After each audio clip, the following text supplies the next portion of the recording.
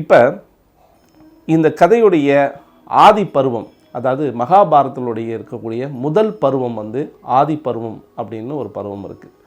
அந்த பருவத்திலேருந்து தான் கதையை நம்ம இப்போ ஸ்டார்ட் பண்ண போகிறோம். மகாபிஷக் அப்படின்னு ஒரு மன்னன். அந்த மன்னன் மிகச்சிறந்த அடுத்தவங்களுக்கு தானம் தர்மம் புண்ணியங்கள் சேர்த்து சேர்த்து சேர்த்து சேர்த்து அவனுடைய புண்ணியங்கள் அவனை எப்பேற்பட்ட புண்ணியமாக இருந்துச்சுன்னா அவனை தேவலோகத்தில் தேவர்கள் தனக்கு சமமாக அந்த மன்னனுக்கு ஒரு அரியாசனம் கொடுத்து அங்கே அமர வச்சுருந்தாங்க.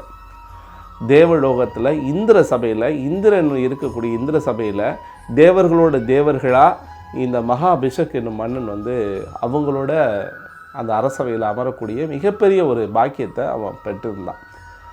ஒரு நாள் அந்த அரசவைக்கு கங்காதேவி வந்தாள். கங்காதேவி அந்த அரசவைக்கு வரும்பொழுது காற்றடித்து அவளுடைய மேலாடை விலக ஆரம்பிச்சிருக்குது.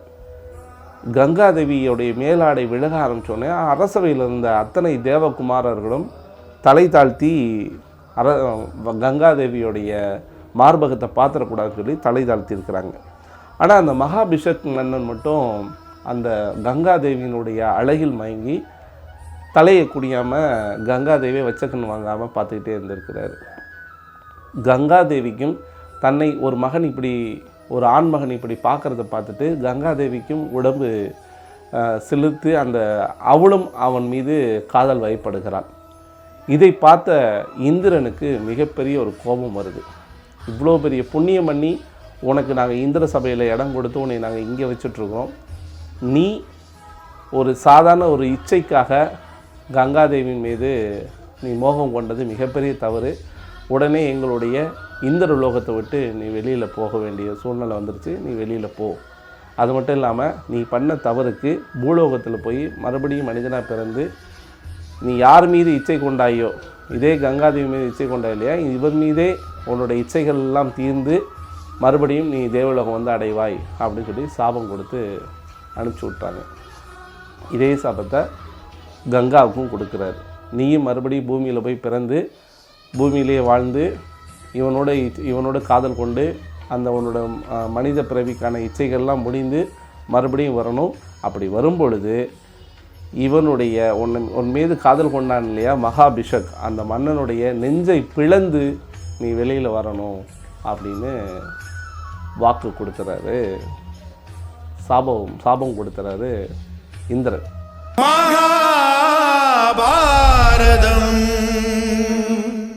இந்திரனுடைய சாபம் பெற்ற அந்த மகாபிஷக் பூலோகத்தில் பிரதிபன் சுகந்தா அப்படிங்கிற ஒரு தம்பதியருக்கு மகனாக பிறக்கிறாரு. அவங்க அந்த நாட்டை ஆண்டு கொண்டு இருக்கின்ற அரசன் பிரதிபன்கிற ஒரு அரசனுக்கு மகனாக பிறக்கிறாரு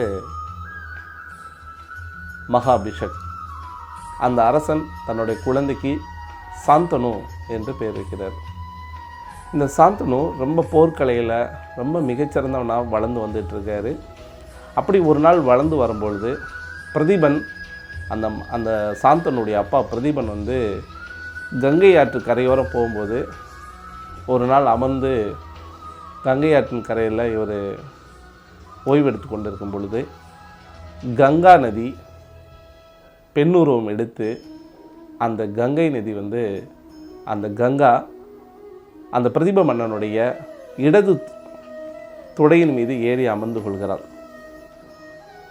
அப்போ பிரதிப மன்னன் சொன்னானா, பெண்ணே, நீ என் இடது துடைக்கு பதிலாக எனது வலது துடையில் அமர்ந்திருந்தால் நீ என் மனைவியாக உன்னை ஏற்றிருப்பேன். நீ எனது இடது துடையில் அமர்ந்ததால் நீ என் மகளாகிறாள். மகளின் விருப்பத்தை நிறைவேற்றுவது ஒவ்வொரு தந்தையின் கடமை.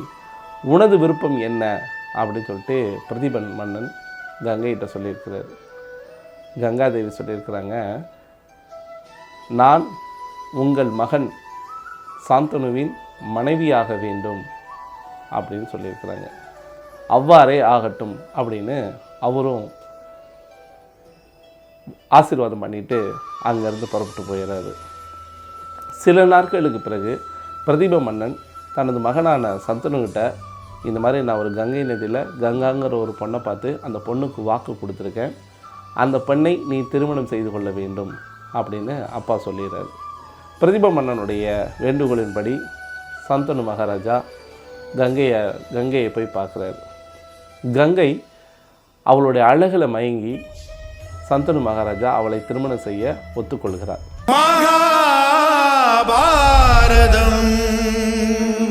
இப்போ கங்கை நதி சந்தனு மகாராஜா பார்த்து ஒரு நிபந்தனை விதிக்கிறாங்க. நான் யார் என்று என்னிடம் நீங்கள் கேட்கக்கூடாது. நான் என்ன செய்தாலும் எதற்கு செய்கிறேன், ஏன் செய்கிறேன் என்று என்னிடம் கேட்காமல் நான் செய்யும் காரியத்தை நீங்கள் தடை செய்யக்கூடாது.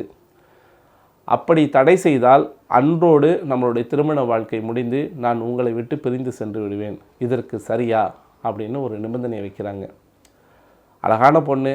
அந்த பொண்ணை கேட்குற கேள்விக்கு நம்ம இப்போ சரின்னு சொல்லிட்டு பின்னாடி பார்த்துக்கலாம் அப்படின்னு சொல்லி சந்தனு மகாராஜாவும் உடனே கங்காதேவி சொன்னது எல்லாத்துக்கும் தலையாட்டிட்டு சரி அதெல்லாம் பிரச்சனை இல்லை, நீ சொல்கிற மாதிரியே நடந்துக்கிறேன், என்னை கல்யாணம் பண்ணிக்கொண்டு சொல்லிட்டு 2 பேருக்கும் திருமணம் ஆகிறது. பிரதீப மன்னன் தனது மகன் சந்தனுக்கும் கங்காவுக்கும் திருமணம் செய்து வைக்கிறார். இருவரும் திருமண வாழ்க்கையில் இனிதே தன்னோட வாழ்க்கையை ஆரம்பித்து போயிட்டுருக்காங்க.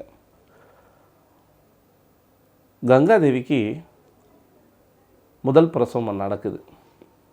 அந்த பிரசவமான அடுத்த நாளே அந்த குழந்தைய அந்த கங்காதேவி எடுத்துகிட்டு போய் ஆற்றில் மூழ்கடித்து சாகடிக்கிறார். பிரதீப மன்னனுக்கு சந்தனு மகாராஜாவுக்கு ரொம்ப வருத்தம். என்னடா இது, நம்மளுடைய முதல் குழந்தை இப்போ தான் முதல்ல பிறந்திருக்கு, அந்த குழந்தைய உடனே கொண்டுட்டாலே அப்படின்னு இருக்கார். ஆனால் ஏன் எதற்கு என்ற கேள்வி கேட்கக்கூடாது இல்லையா? அதனால் இவங்களால் கேட்க முடியல.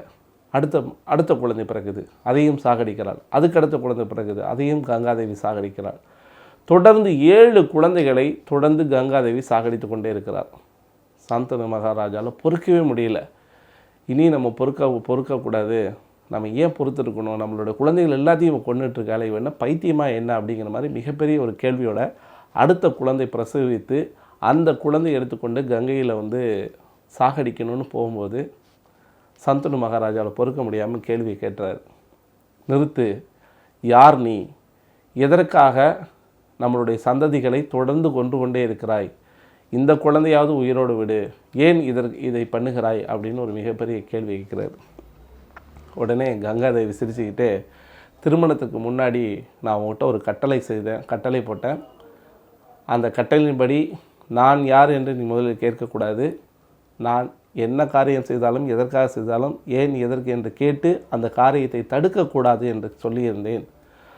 ஆனால் நீ இப்பொழுது நான் சொன்ன அத்தனை இதைகளையும் தாண்டி நீ இப்படி கேட்டுட்ட, அதனால் நான் இனிமேல் உன்னோடு வாழ முடியாது.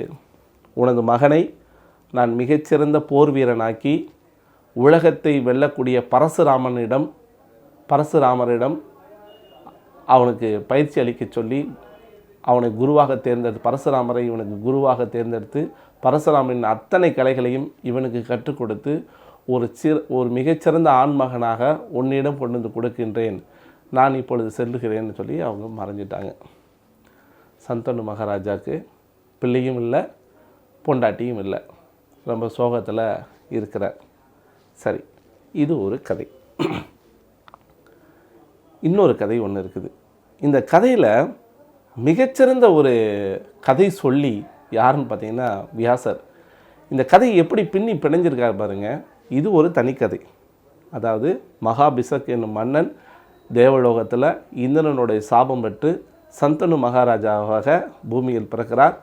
அவர் அங்கே மேலே என்ன சாபம் விட்டாரோ அதே மாதிரி கங்காவை மணக்கிறார். தொடர்ந்து 7 குழந்தைகள் கொல்லப்படுது. 8வது குழந்தை உயிரோடு எடுத்துக்கொண்டு கங்காதேவி மறைந்து விடுகிறாள். இது ஒரு கதை. இன்னொரு கதை ஒன்று இருக்குது. இந்த கதைக்கும் இதுக்கு அடுத்தடுத்து வரப்போகிற கதைகளுக்கு எல்லாத்தையுமே தொடர்பு இருக்குது. அதுதான் இந்த கதையில் மிகப்பெரிய ஆச்சரியமான ஒரு விஷயம். மகாபாரதம்.